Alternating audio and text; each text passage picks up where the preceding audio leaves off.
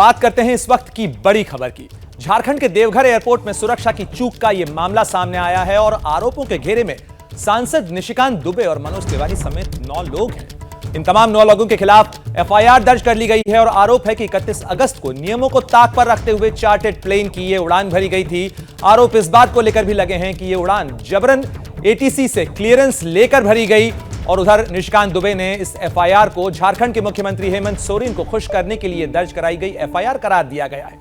मामला राजनीति से जुड़ा हुआ है और ऐसे में सियासी घमासान भी तेज है। इस खबर पर ज्यादा जानकारी के लिए खुद निशिकांत दुबे भी हमारे साथ जुड़ गए हैं और साथ ही हमारे सहयोगी नीरज पांडे मौजूद हैं। नीरज, जिस तरीके से ये आरोप लग रहे हैं, निशिकांत जी का क्या कहना है?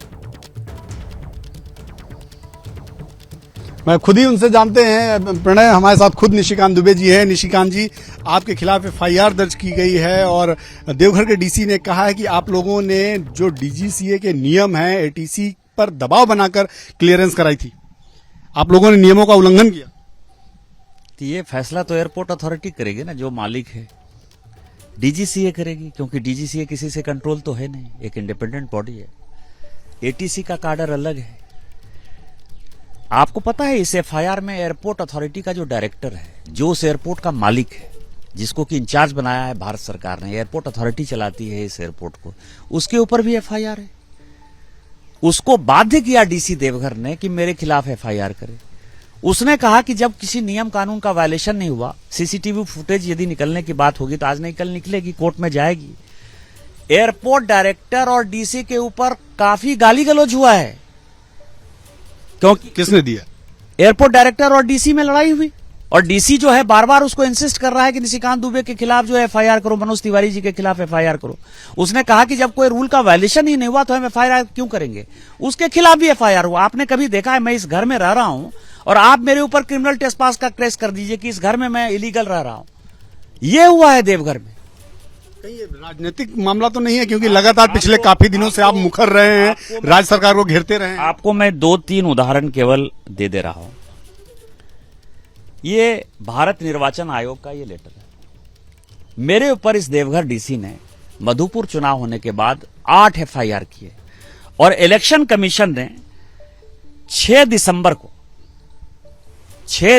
को 2021 को झारखंड सरकार को कहा कि ये फ्रॉड है, ये गलत है, ये घटिया आदमी है, इसको रिमूव कीजिए, इमीडिएट रिमूव करिए। इलेक्शन कमीशन का आदेश है।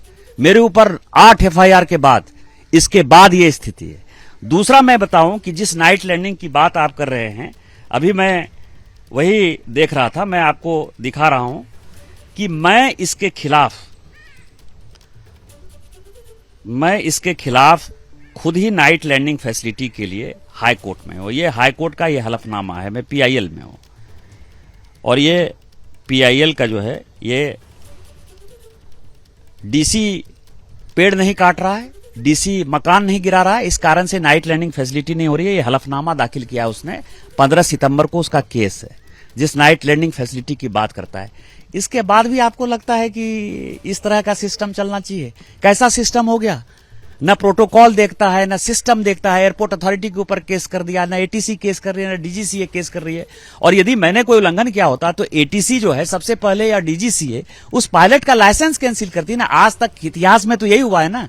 क्या किसी को छोड़ा है डीजीसीए ने? तो सीधे मामला डीजीसीए का बनता है, लेकिन डीसी बीच में आ गए। मैंने आपको दिखा दिया कि किस लिए आ गए।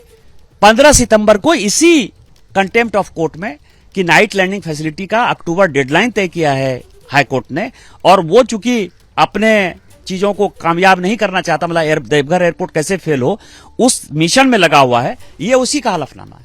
निशिकांत जी, आप अंकिता के परिवार से मिले, उनको आपने आर्थिक मदद पहुंचाई, कहीं इस बात का दर्द तो राज्य सरकार में नहीं है?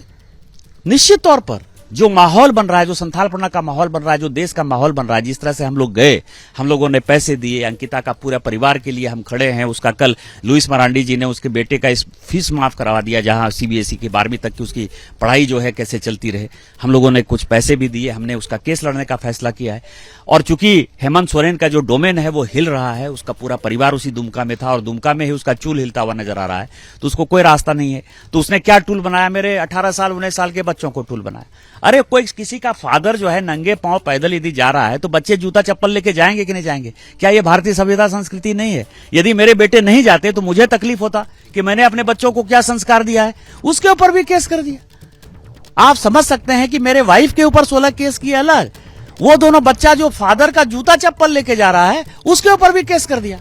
और पूरे देश का जो सो कॉल्ड सोशल मीडिया में कई एक जो अपने आप को इन्फ्लुएंसर कहते हैं वो कह रहे हैं बच्चे को तफरी करा रहे थे। अरे बच्चे को तफरी करने का जरूरत नहीं है। बच्चे सिंगापुर में पढ़े हैं, बच्चे इंग्लैंड में पढ़ रहे हैं, बच्चे निशिकांत दुबे के हैं। निशिकांत दुबे जो है किसान का बेटा है, लेकिन वो निशिकांत दुबे के बेटे हैं जो 16 साल एसआर कंपनी में डायरेक्टर रहा। कोई ऐसा नहीं हुआ कि कुछ उसने हवाई जहाज जो है नया देख लिया है। 1993 से उसके फादर के पास जो है प्राइवेट एयरक्राफ्ट है, इसीलिए कोई छोटे मोटे बाप का बेटा नहीं। और मुझे फक्र है और मुझे गर्व है, मैं भारतीय जनता पार्टी का सांसद हूं, किसी का जो है मैं दलाली नहीं करता। और कोई इस पृथ्वी पर ऐसा आदमी नहीं है जिसको कि निशिकांत दुबे ने कभी चुनाव में भी 1 रुपया लिया। तो मुझे फक्र है इस बात का। मुझे फक्र है कि मेरे दोनों बेटे अच्छे पढ़ रहे हैं, एक किंग्स कॉलेज में पढ़ता है, एक यूनिवर्सिटी ऑफ एडिनबरा में पढ़ता है। मुझे फक्र है इन चीजों का। और मुझे अच्छा ये लगा कि कम से कम यदि फादर बिना जूता चप्पल के जा रहे हैं तो वो मेरे पीछे जूता चप्पल लेके जा रहे हैं। झारखंड में ऐसा देखने को मिला है कि भारतीय जनता पार्टी से ज्यादा आप ही मुखर रहे हैं राज्य सरकार के खिलाफ और पूरी तरह से भाजपा आप ही हो गए हैं।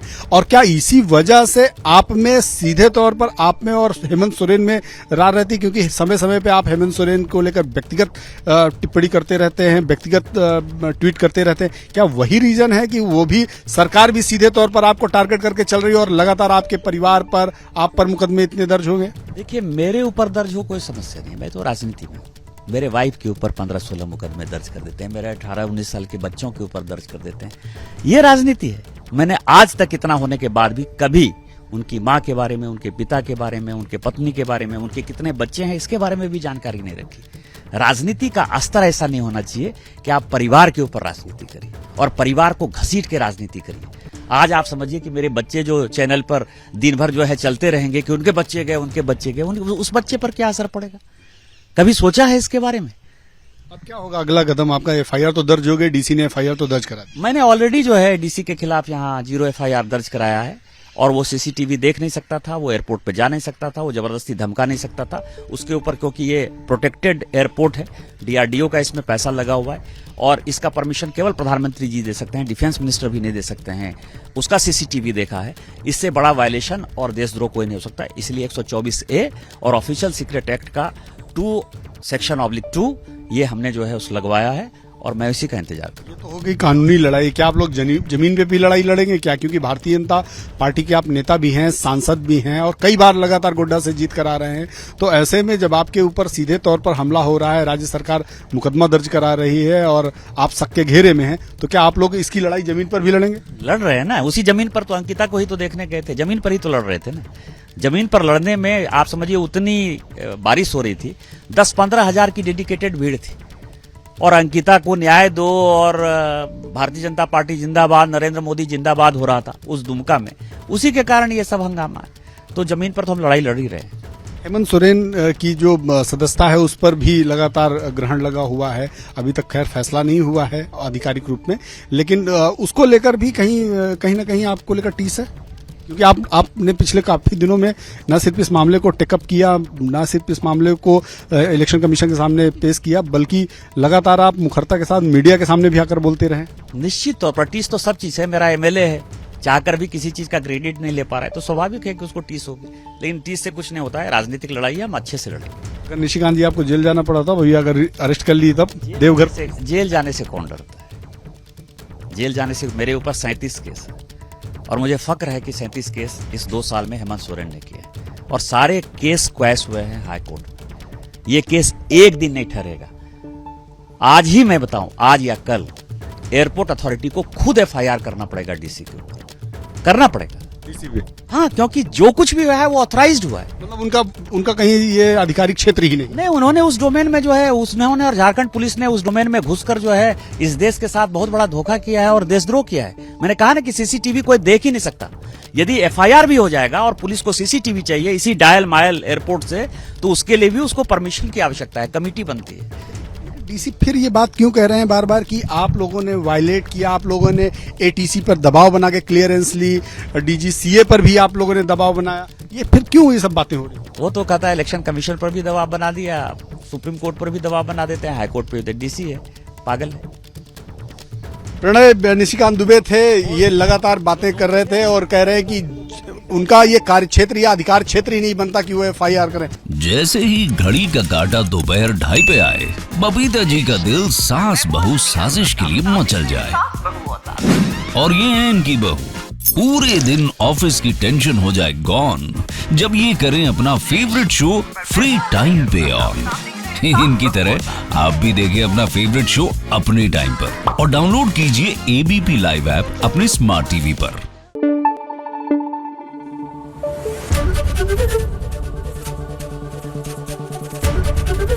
एबीपी न्यूज आपको रखे आगे।